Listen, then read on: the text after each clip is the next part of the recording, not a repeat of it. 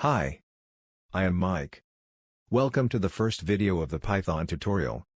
This is an introductory video to Python, in which I will give you some introduction to Python and its applications in different industries. And she is my friend Minnie. Hello. She likes to tell facts.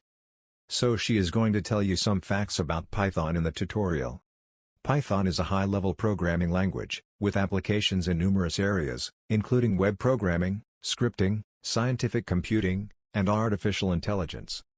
It is very popular and used by organizations such as Google, NASA, the CIA, and Disney. In this course we will be learning Python version 3, which is the most recent major version of Python. There are almost no limitations on what can be built using Python. These include standalone apps, web apps, games, data science and machine learning models, and much more. To use Python, you first need to install it on your computer.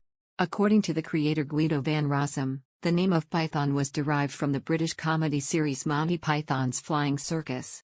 Let's start off by creating a short program that displays "Hello, my name is Mike." In Python, we use the print statement to output text. You can run this program in any Python editor to see the output.